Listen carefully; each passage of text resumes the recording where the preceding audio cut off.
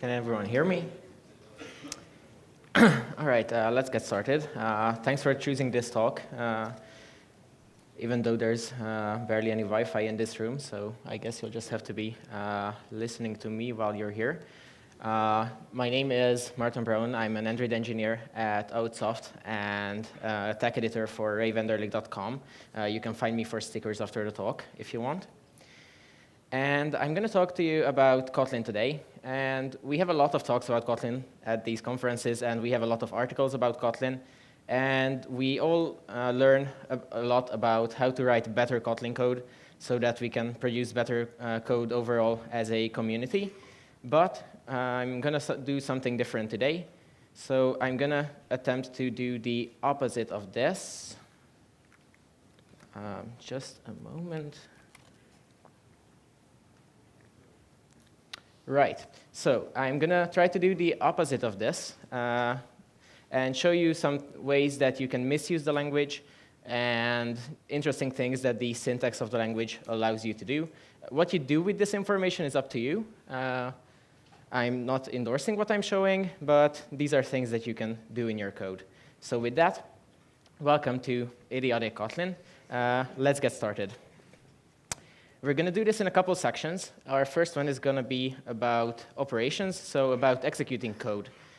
Whenever you write code, it tends to look something like this, right? It's a series of instructions, some function calls. We understand that whenever we call functions, then those functions execute whatever is in them for us, and that's how we build our applications. But what if we could reshape the code that we are writing to something more like this? So what if instead of having to call functions in this example, we could just write down things such as forward, left, forward. And writing down these words just like this would execute some code for us. Well, we need a bit of a sidebar before we see how this can be done. So what we need to know is that in Java, you couldn't write down lines like this. So for example, 2 plus 3 or a single string is not a valid statement in Java. So the language there requires you to use the expressions that you write down for something. You have to assign them to a variable. You have to call a function with them, do something with these things. However, Kotlin is just fine with letting you write down just expressions.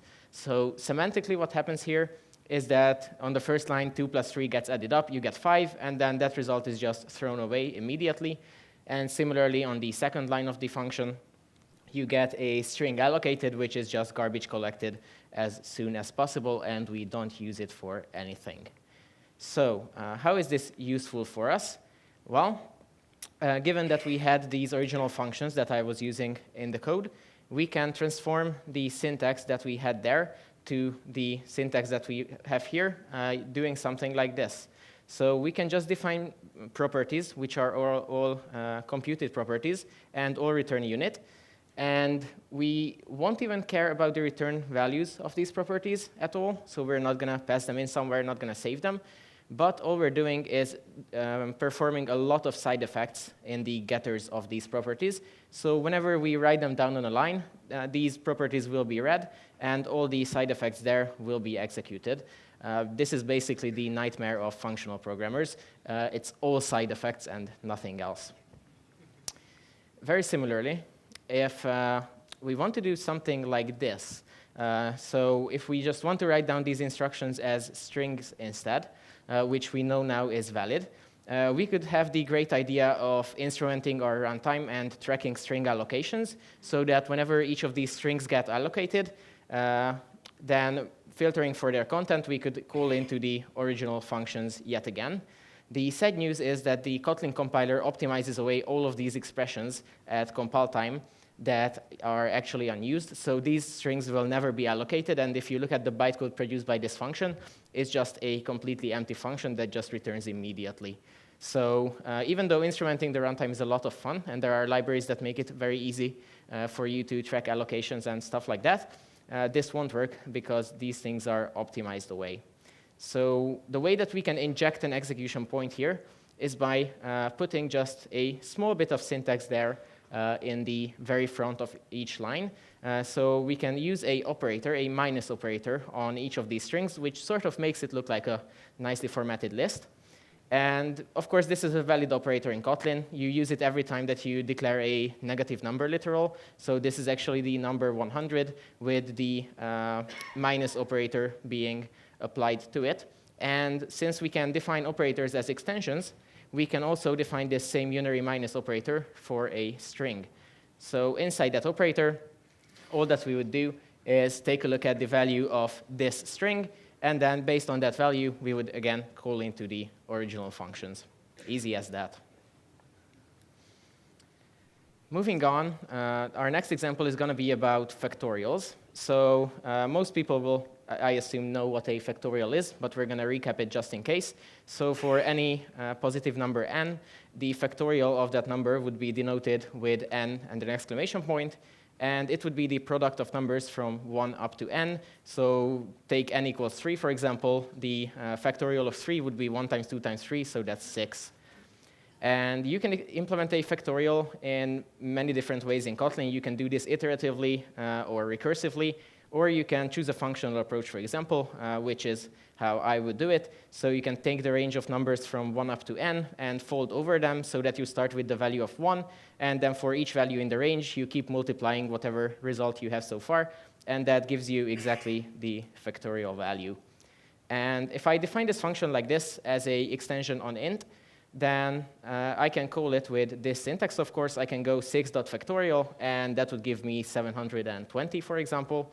But that's not really the syntax that I want. I want the original mathematical notation for factorials, which would look like this. So we would need to define an operator which is a exclamation point after our int value. And there's sad news here because there's no such operator in Kotlin, and we can't define arbitrary operators. But there is an operator which uses the exclamation point as its syntax, except we have to make this compromise.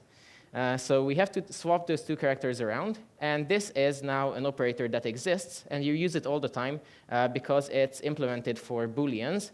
So this is the not operator, which is supposed to invert a value, but you can define it for anything, and if you define it for int, you can use it for a factorial computation just with this syntax. It's not perfect, but it's something, and it sort of has something to do with the original notation of factorials. You're going to see that there are very tiny links on the bottom of each slide, which are going to reference where some of the ideas are sourced from. For example, this example of a factorial comes from the Effective Kotlin book, which you've heard about yesterday if you've attended Marton's talk.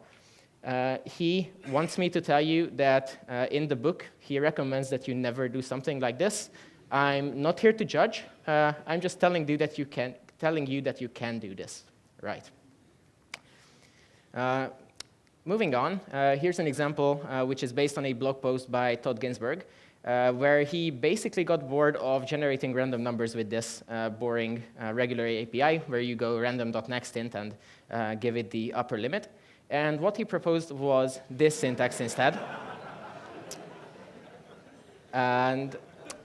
And this syntax is surprisingly easy to achieve in Kotlin. So we're calling something on int. So this is actually just an extension on the int type. And it returns another int, and it just calls into the original random APIs. What allows you to do this is the feature in Kotlin, which is that you can use backticks around identifiers. So within backticks, you can place nearly any character, so not just alphanumeric things, but white space and symbols and weird things like that. Except you can't place forward and backward slashes in there, so the arms of this emoticon, which would regularly be slashes, are actually different characters. If you want to find out what those things are, you can go to the original post that talks about this. The implementation in the blog post is actually slightly nicer, so it even allows you to specify the random instance that you want to use for this shrug operation.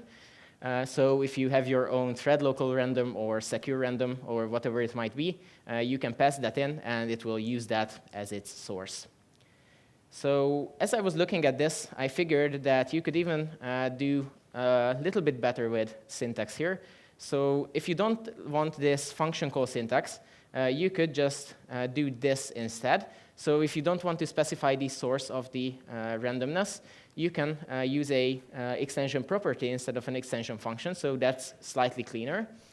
And then looking at it some more, I've realized that a lot of the time you need to define both bounds for your random number generation, the lower and the upper bound. So I figured that you can also do this. If you want to generate a random int between 1 and 100, you can use a extension on int that takes another int and then calls again into the original API. And the language feature that you're using here is infix functions. So if you mark a function that's a extension or a member, and it takes one parameter only, if you mark it as infix, then you can use this operator-like syntax where you don't have the regular symbols of a function called the dot and the parentheses, but just write it down between its receiver and its single parameter. So I think that's actually very descriptive. All right, next section is going to be about spam. Here we're going to look at things that you can place in your code base that seem like they are legitimate code and that they do something, but they don't actually really do anything. So they are really just meant to scare other people away from your code base and guarantee your job security. So here's the first example of this, which is a function that takes a bunch of values and it's looping over them and there are conditions in it. But by now, most people will have found the interesting parts, which would be these lines. So the end of the function is very boring. If none of the conditions pass, we just return 0. But we do have these throw returns in the middle of the function, which are a lot more interesting. So in order to explain those, we're going to have to go to the type hierarchy of Kotlin for a bit. And I think that most of you will know that there's a type at the very top of the hierarchy, which is the any type. It's just like object in Java. And it's a super type of everything else, so everything inherits from any, either implicitly or explicitly.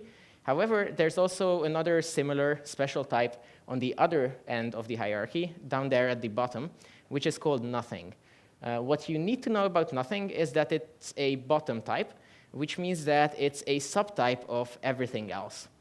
This sounds weird because it's a built-in type to the language, and it somehow acts as a subtype of all the classes that you're defining in your code. And of course, we don't even have multiple inheritance in the language, so how is this possible? Well, it's heavily supported by the compiler, and the other trick behind it that's useful to know is that there are never any actual instances of nothing, so you can't create instances of this class, so that's why the compiler can allow it to act as if it was a subtype of everything. Again, go to the sources if you want to learn more about nothing. All right, so let's take a look at one of these lines and figure out what it's actually going to do. So what we have here is a throw operation, and whenever we throw, we need to provide something that's a throwable. So that return that's right after it would have to be a throwable somehow. And in Java, return is just a statement, so it's something that's valid to place on a line. But in Kotlin, return is also an expression, which means that it has a return type. And the return type of return is nothing, which is very convenient for us because the type checks suddenly work out, because nothing, of course, is a throwable because it's at the bottom of the hierarchy. So that's what makes this code valid. And then, in turn, you can also do this. You can also put another return statement on this line, because throw is also an expression, and it also returns nothing. And the requirement for the value that follows return is that it has to be of the same type as the return type of the current function, which is int here. And of course, again, things work out because nothing happens to be an int. So that's all good. That's why this code compiles. But what happens when you actually run the code? Well, I've already hinted that nothing's going to happen. Pardon the pun. So let's go through this line. So when we start executing this line, we are trying to return whatever's after the return keyword. But in order to return that value, we need to compute it. So we're going to execute that expression there. So we go in there and we start throwing. And again, to throw whatever's after it on the line, we have to compute that expression. And when we compute this expression, we just return from the function, and we never have a chance to perform the throw and the return that were sort of in the queue on the front of the line. So the takeaway here is that only the very last keyword of these that are spammed here are going to execute, and it will work the usual way that you expect it to work. But you can place any number of throws and returns in front of each of these things. And you can just sort of keep going with this arbitrarily, however you want to. And this code will just return in all three of those places, and it will do nothing special. If you want to confuse people with this, I suggest that you don't go this far, because it starts looking very, very suspicious that this is just made up. But if you just put a throw return or a double return or something like that in your code base, I think that can be quite tricky to figure out. A very similar topic in our next example. Does anyone know what these light blue things are in the code? Just shout it in, anyone. Thank you. So these things are labels. What do labels do in Kotlin? You can see that I have a lot of these in my code, and there's a partial assignment there in the middle, and then a safe return at the end, which look like very interesting things that you've never heard of before for some reason. But labels really are just tools to control scoping. So if I put another loop in this function, for example, just an infinite loop in the middle there, then if I use control statements there, such as break or continue, then those will by default refer to the innermost loop that they are in. However, since I've put a label on the outer loop, which is up there, and I've called the label loop creatively, if I use the syntax break at loop, or continue at loop, or things like that, then I can break out of the outer loop from the inner one. So that's the practical use of labels.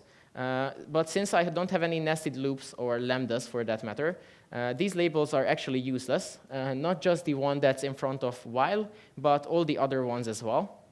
It's just that the grammar of the language happens to allow labels in front of nearly any expression or statement.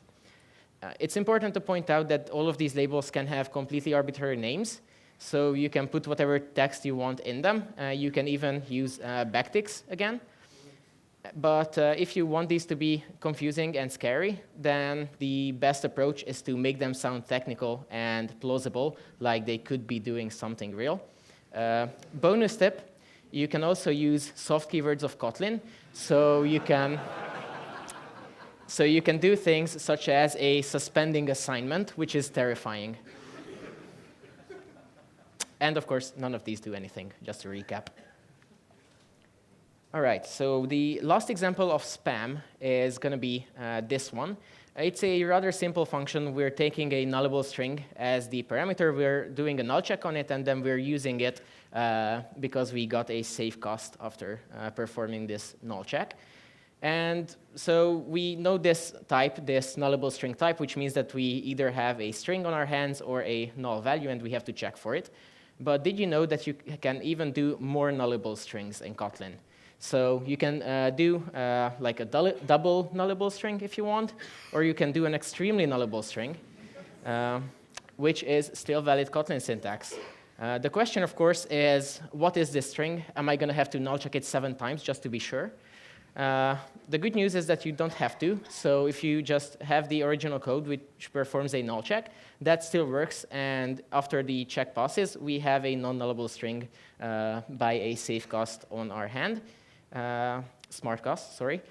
But to explain why this happens, I don't have time for this, unfortunately, but I recommend that you go to this blog post, which discusses how nulls are implemented in Kotlin versus how it's implemented in other languages, such as in Swift, which looks a lot like Kotlin's null handling, but it's actually fundamentally different at the core of it.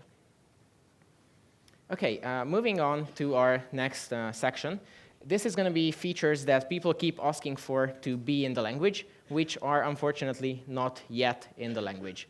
So the classic example of this is the ternary operator, which everyone is constantly missing from Kotlin. So this, of course, allows us to select between 2 values based on a Boolean. And the reason why we don't have this in Kotlin is because we are just supposed to use the regular if expression, because it's an expression in Kotlin, and get away with just using that. But what if you really, really, really want your ternary operator back? And this is, again, taken this time from a Reddit post where someone came up with this amazing syntax. So the question mark, unfortunately, is not an operator in Kotlin, so you can't implement that. But if you put it in backticks, then that helps make it a valid identifier. And then, again, we have this colon between the two values that we're selecting from. That's also not an operator that exists, but we can do something similar, for example, a division operator. So how can we implement this?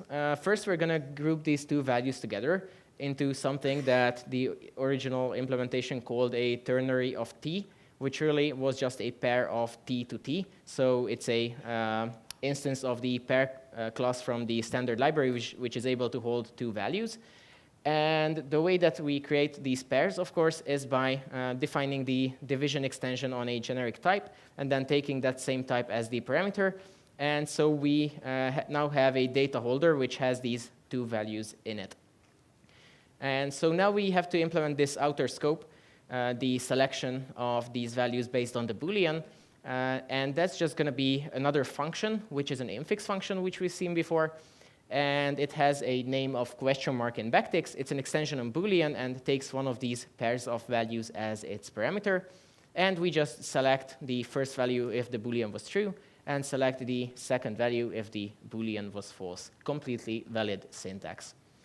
So this seems like a nice idea if you're OK with the use site syntax of this ternary operator. But unfortunately, it's very broken in terms of what we usually expect from ternary operators. So the problem here is that it computes both sides of the ternary, both branches in advance. It places those into a class, and then all we're doing is selecting which value to return from this entire expression, while the regular original thing is only executing the branch that's selected by the Boolean value. So in order to fix this, we would have to make both branches lazy, which would look something like this. We would have to wrap these in lambdas. This is very easy to implement based on the previous slide. But at this point, you really got to ask yourself if you're any better off than just using if-else. Another thing that people sometimes complain about is creating collections in Kotlin. So we have all these factory functions in the standard library that allow us to create collections. For example, we can create a list with the list of factory function. But there are other languages that have more concise syntax for this and language level support. For example, they have collection literals that look like this. You put the elements of the collection in square brackets, and that creates a list for you. So this, again, is not something that we can quite implement in Kotlin like this. But what we can do is we can sneak in just one tiny character there in the front, and now we can implement this code. So how do we get these square brackets? Well, we have these square brackets already in Kotlin in a lot of places. So whenever we're accessing a list element by index, we're using these square brackets. Or whenever we're indexing a map with a key, we're also using the same thing. You might have custom types like a matrix, for example, where you need two parameters in these brackets to index them. So this really is just another operator, which is the get operator. And what we need to provide as parameters to the get operator is a whole bunch of values. So we're going to make this operator generic and take a vararg of elements, which lets us pass in all these numbers at the same time. And then we're just going to come around and return them immediately, converting the array that we got from the parameter list into an actual list instance. The only thing that we have to solve now is that we need to be able to call this get operator on something. And whenever you need to introduce a new identifier in Kotlin, the easiest thing you can do is create an object with that name. So that's exactly what we're going to do. We're going to create an object that's just called capital L, and we're going to put the getter right in there. And of course, you can keep doing this for other collections if you want. You can create sets like this. You can create maps very similarly. And well, again, it's up to you to decide whether this is worthwhile for you. If you think that this syntax is easier to use than the regular collection functions. All right, last thing in the topic of wishes is going to be an example, a real-life example that I had happen with a colleague of mine. So he was working with this API. We're finally at the Android part of the talk. So he was working with this retrofit-based API, which is, of course, something that we all know and love and understand. But then he had to start working on the backend side of this same API, which looked like this. So this is a Spring-based backend. And when we look at something like this, we're basically happy. So we have a class that corresponds to our interface. We have methods which are lining up very well. But there was something that my colleague just couldn't get over, which is that all the annotations were different, right? So in order to use Spring, you would have had to learn all of these new things, and that's the last thing that we want to do as developers. So he figured that it would be very nice to get back the annotations that they already knew from retrofit and just use those on the Spring side as well. So that would be just great if that was possible. And the good news is that it's trivial to do this thanks to Kotlin. So what you can do to rename annotations like this is to introduce type aliases. So type aliases don't create new types. They just give you new names for existing types, which you can use in your source code. So in this case, you can use a get name instead of get mapping and all of those ugly things from Spring. But whenever you compile your code and run it, the Spring framework will still understand all of these annotations because at the bytecode level, these will be translated back into the original annotations. So with that, we are at the end of this very short quest.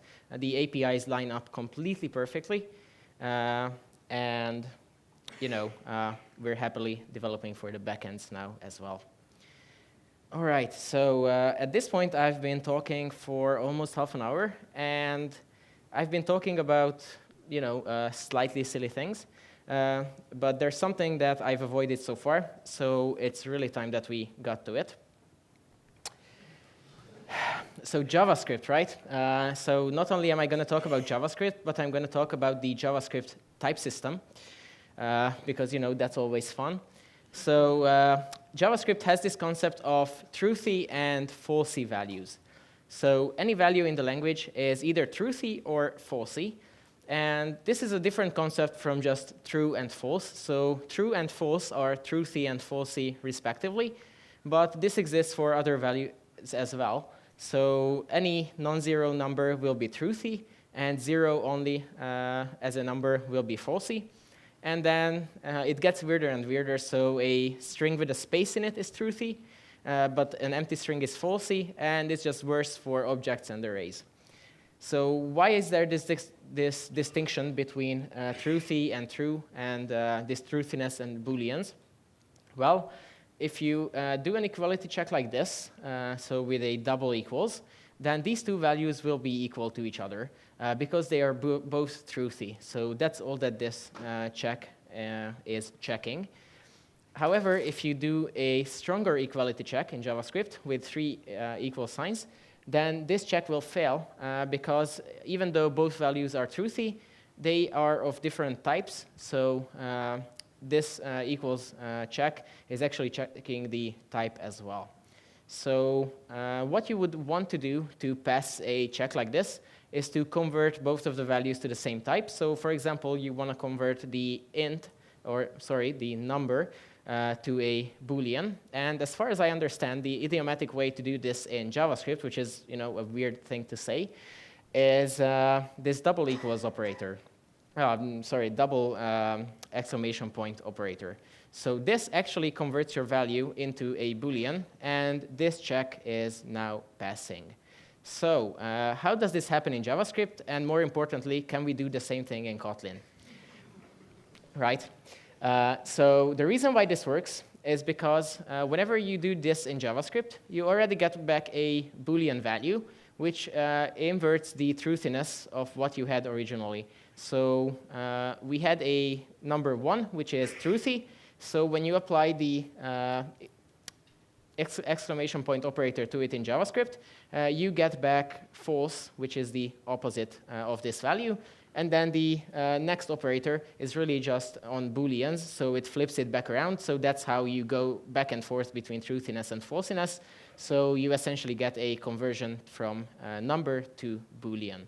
And we've already seen that we have this operator in Kotlin, luckily.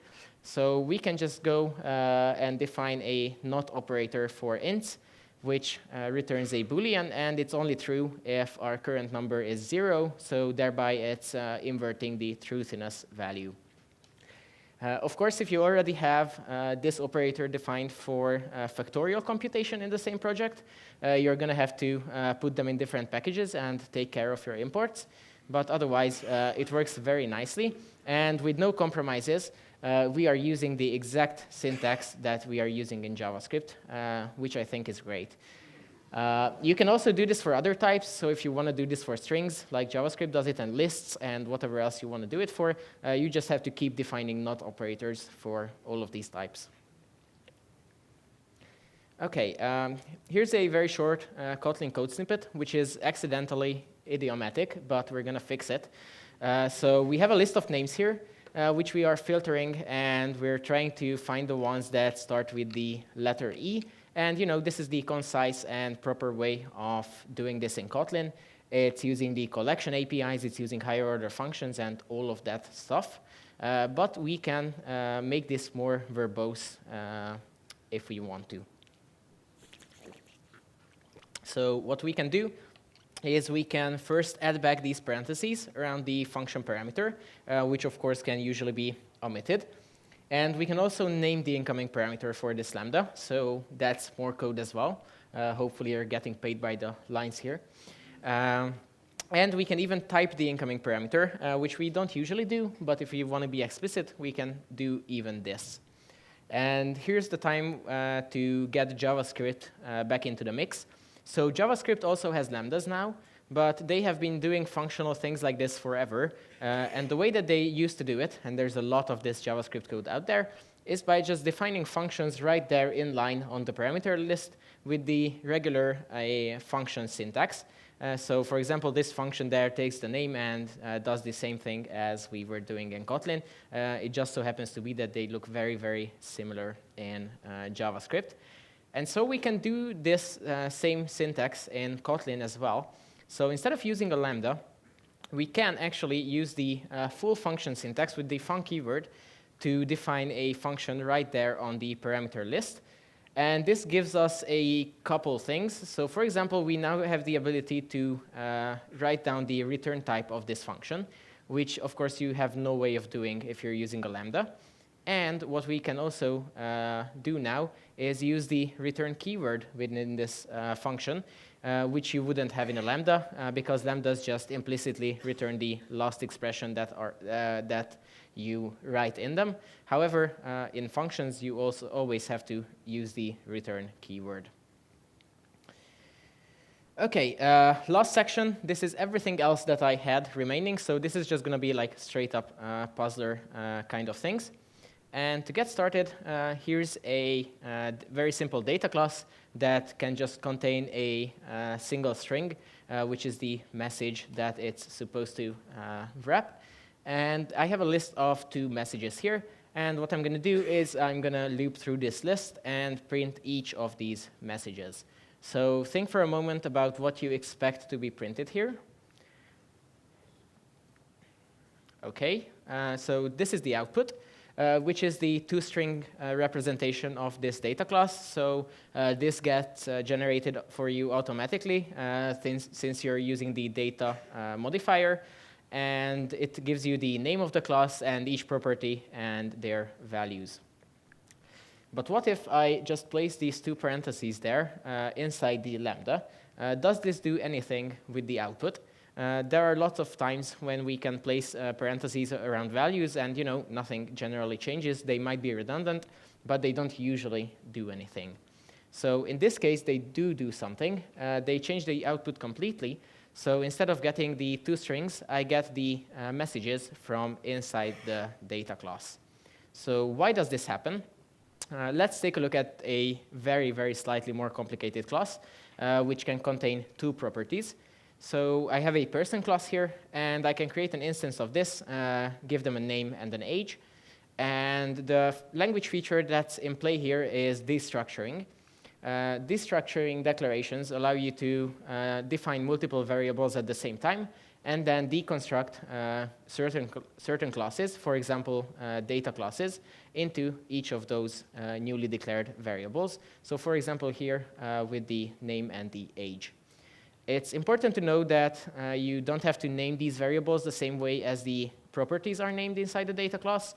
So you could also do just X and Y, or you could accidentally flip these names around, and now you would have an age that's a string and a name that's an int. So you have to be very careful with this. Thankfully, there are warnings for this if you mix up obvious things. You can see these in the IDE. But it's best to just use the same names if possible. And these are just regular variables. You can print them, for example.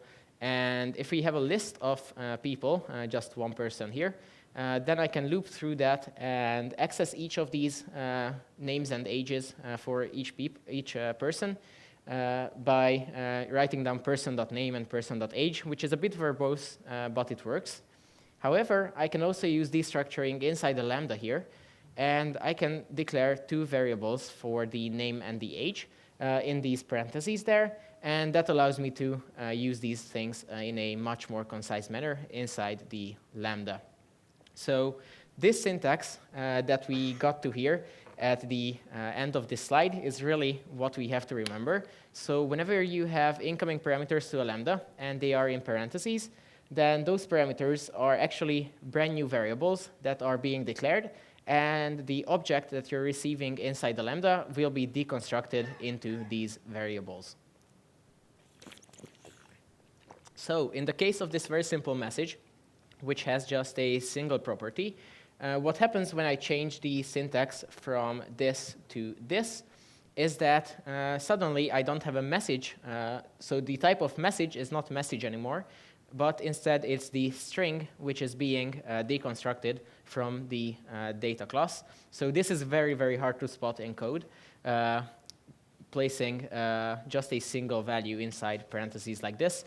For example, there are many languages which require you to use parentheses around the parameters of lambdas, so this is very easy to mix up. Okay, a very quick example. I have a processor class here, which is a processor of t's, and it's of course supposed to process t's in its single function. And I can create instances of this, so I can create a processor of ints, and I can pass ints to it for it to process, and this works as expected, so I can call this function. But what's a bit more worrying is that I can also pass anything else to this function. So I can also ask it to process a string for me, which it's really not supposed to be doing. So how can we fix this code? The way to fix this would be to remove the generic parameter from the process function. So if I do that, then suddenly I get an error on that last line. So the compiler actually verifies the type of the parameter for me. So why is it a problem if I have this type parameter here on the process function? Well, this type parameter will actually be completely independent of the one that's declared at the class level. So I can call a function like this with any value whatsoever, and it will, for each of these calls, choose what the type parameter substituted here will be, and ignore the class level type parameter completely without any warnings or errors. So if I remove this, then the t type parameter that I'm using here will actually fall back on the class level one and verify the parameters. Okay, very last example. Again, I'm going to give you a few moments to just take in this wonderful piece of code. This one's actually from Stack Overflow. Someone literally just asked, why does this compile in Kotlin? So if you start looking at this and parsing it, you can kind of start figuring out what's happening. So you can see signs of a lambda here. That's the curly braces. And that lambda is immediately being called with the parentheses that are right after it. But everything else is weird in here, right? So there's this string, the name of the string type just written down inside the lambda's body. And then the parameter of the lambda call is just the int type. So usually we expect values to be here and not types. So for example, if we had a lambda that doubles a number, then we would understand that we place values in the body and we pass a value as the parameter of the lambda. And that would give us, 6 as the value of y. But the first line is very different from this. So we need a bit of a side note here to figure out what's happening. So we have to think about what happens when we write down things like this. When we write down, for example, we print the value of int.max value. And we know that this syntax in Kotlin, since we don't have static things, will actually give us a value from the companion object of whatever type we're talking about. So we're used to this. We were told that this is how we replace static things from Java. But the real question is, why does this syntax work? And to get there, we have to understand what a companion object really is and how it works. So whenever you have a class, you can nest other classes in it, and you can also nest objects in it, which are just singleton classes. And for each of these classes, you get this kind of a syntax if you, each of these objects, you get this kind of syntax if you want to access functions within them. So you can go class name dot nested object name dot function name, and that can call a function for you. And you can mark one of these objects as the companion of the class. So that object will get this shortened syntax, which looks a lot more like a static call, which we are missing after moving over to Kotlin from Java. And the reason why the bottom three calls work here is because without the actual function calls, the class name and the object name already refers to each of these instances of objects. And we're just getting a reference to those objects and then calling things on them. And actually, the same thing happens for companions. So if you've marked an object as the companion, then from there on, writing down just the name of the class will immediately give you a reference to the companion object. So, oh, and of course, you can even drop the name of the companion, and then by default, it will be named companion under the hood. So that's what's happening here in all of these cases. So when we write down int.max value, that int in itself, which is a valid expression, is already referring to the single instance of the companion object that's nested inside the class. And that's also the companion object of int that's being passed in here as the parameter of the lambda. And what our lambda is doing is that it accepts any object whatsoever, for example, the companion, and then whatever you gave it is just going to give you the companion object of the string class back.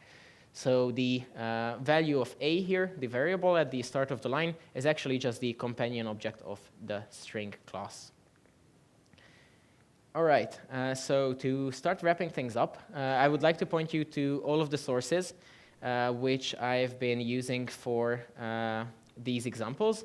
So there's a couple pages of these, but you don't have to take individual pictures of them because you're going to be able to find them all collected on my site, as well as these slides if you want to take a look at these code examples again. And you can, of course, also follow me on Twitter if you're into that kind of thing. And with that, someone's going to have to tell me if we have time for questions. We don't really have time for questions, so you can find me afterwards. You can also find me for stickers afterwards. And I would like to thank all of you for attending this talk. And please leave feedback using the conference's facilities on the website, because it's very important for all of us. Thank you.